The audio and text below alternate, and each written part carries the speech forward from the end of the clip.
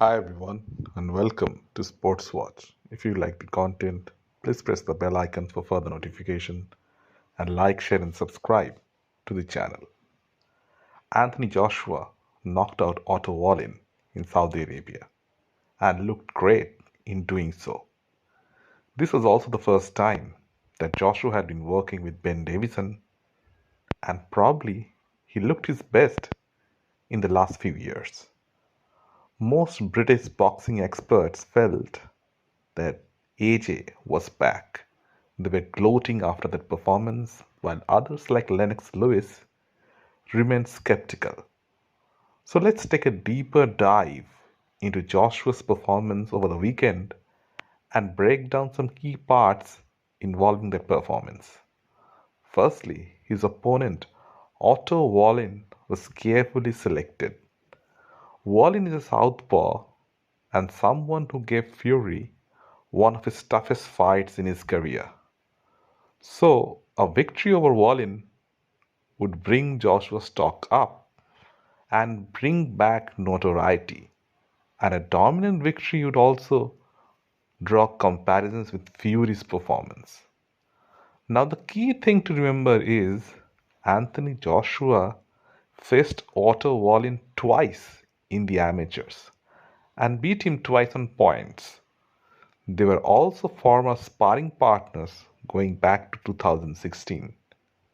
So Joshua had a good idea of who he was going up against as he had been in the ring with him multiple times. So he was aware of what Wallin could do or could not do.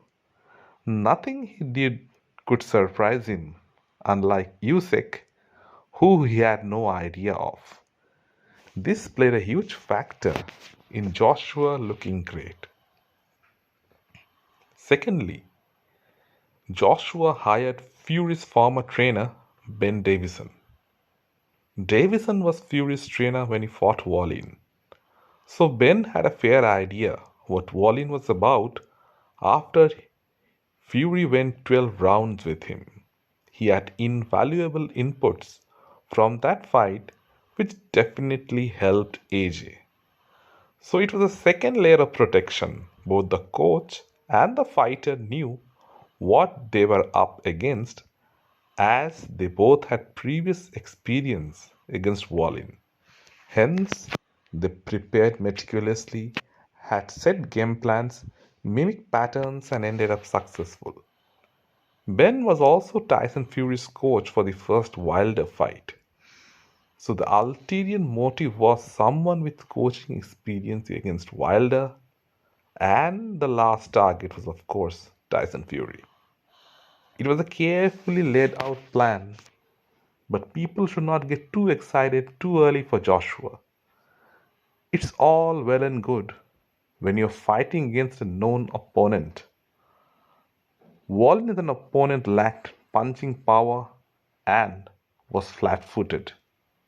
His physique coming into the fight was that of someone who didn't particularly train, and that reflected in his performance. He was essentially a punching bag, and AJ was supposed to look good against a punching bag, which he did. In a way, he reminded Joshua of the second fight with Andy Ruiz. Ruiz came in overweight, and Joshua beat him every single round.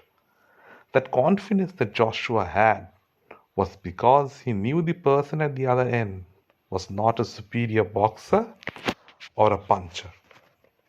So, will he have the same confidence against a Tyson Fury or a Deontay Wilder?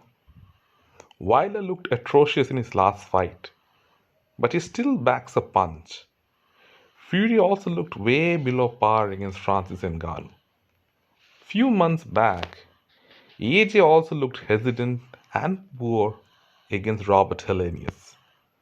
So is Eddie Hearn overplaying his hand when he says this version of AJ beats Fury and Wilder?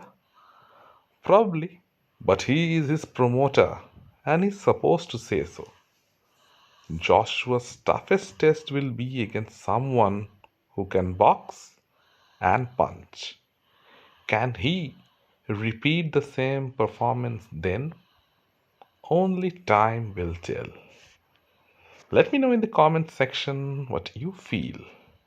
And if you like the content, please like, share, and subscribe to the channel.